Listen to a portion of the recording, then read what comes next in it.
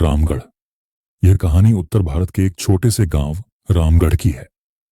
यह गांव बाहर से तो बहुत शांत और सुंदर दिखता था, लेकिन इसके एक कोने में था एक पुराना शमशान और उसके पार एक रहस्यमयी कुआं। गांव के बड़े बुजुर्गों का कहना था कि उस कुएं से रात को किसी औरत की रोने की आवाज आती है। किसी ने कोशिश की थी वहां जाने की, लेकिन वो लौटा नहीं। शुरुआत साल 1993 में गांव में एक युवक आया। नाम था राजू। शहर से नौकरी छोड़कर गांव आया था, खेती करने और सादा जीवन जीने। उसने गांव में एक पुराना घर खरीदा जो शमशान के पास ही था। गांव वालों ने उसे मना किया कि यह जगह अशुभ है, पर उसने मजाक में उड़ा दिया। पहली रात ही राजू को नींद नहीं आई। करीब 2 बजे उसके कानों में एक औरत की दर्द भरी चीख सुनाई दी। डरते डरते वह खिड़की तक गया। बाहर गहरा कोहरा था। दूर कुएं की दिशा से हल्की लाल रोशनी सी चमक रही थी और चीखें बंद नहीं हो रही थीं। अगली सुबह राजू ने गांव वालों से पूछा। एक बूढ़े बाबा ने बताया, बेटा, वो कुआं नरक का रास्ता है। वहां एक डायन रहती है। 50 साल पहले गांव की एक लड़की श्यामा उसी कुएं में कूद गई थी। अब वो आत्मा बनकर लौट आई है। राजू की जिद। राजू ने इन बातों को अंधविश्वास कहकर खारिज कर दिया, लेकिन उसकी जिज्ञासा बढ़ गई। तीसरी रात वह टॉर्च लेकर कुएं की ओर निकल पड़ा। शमशान के पार जंगल जैसा इलाका था और बीच में वह पुराना कुआं। पास पहुंचते ही उसकी टॉर्च बंद हो गई। सन्नाटा और ठंडी हवा में किसी ने जैसे उसका नाम पुकारा, राजू। राजू ने पीछे देखा, कोई नहीं था।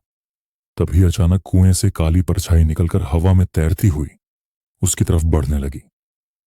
डर के मारे राजू बेहोश हो गया। उस भूतिया अनुभव सुबह गांव वाले राजू को कुएं के पास बेहोश पाए। जब वह होश में आया तो उसकी आंखें सुर्ख थीं और उसने अजीब बातें करनी शुरू कर दी। श्यामा मुझसे बात करती है। वो कहती है, मुझे मुक्त कर दो, वरना सब मरेंगे। गांव में भय फैल गया। अगले 7 दिनों में 2 औरतें रहस्यमयी मौत का शिकार हो गईं। एक ने कुएं में कूदकर आत्महत्या की और दूसरी की लाश शमशान के पास उलटी लटकी मिली। गांव के पुजारी ने एक तांत्रिक को बुलाया, बाबा रुद्रनाथ। उन्होंने कुएं के चारों ओर राख और नींबू से एक तंत्र स्थापित किया और कहा, यह आत्मा अकेली नहीं है। श्यामा के साथ एक प्राचीन राक्षसी शक्ति जुड़ी है जो इंसानों की आत्मा खा जाती है। बाबा ने कहा कि कुएं में एक पुराना ताबीज गिरा है, वही श्यामा की आत्मा को बांधता था। उसे निकालना होगा, पर खतरा है कि आत्मा हमला कर सकती है। अंतिम रात राजू अब पूरी तरह आत्मा के वश में था। उसने खुद ही कहा, मैं जाऊंगा कुएं में, वही रास्ता है मुक्ति का। बाबा ने यज्ञ शुरू किया। मंत्रोच्चार के बीच राजू कुएं की तरफ बढ़ा। एक अंधी आंधी चली, पेड़ हिलने लगे, औरत की चीखें गूंजने लगीं। तू नहीं जा सकता राजू, ये मेरा घर है। राजू ने आंखें बंद की और कुएं में छलांग लगा दी। कुछ क्षणों बाद कुएं से भयंकर विस्फोट जैसी आवाज आई।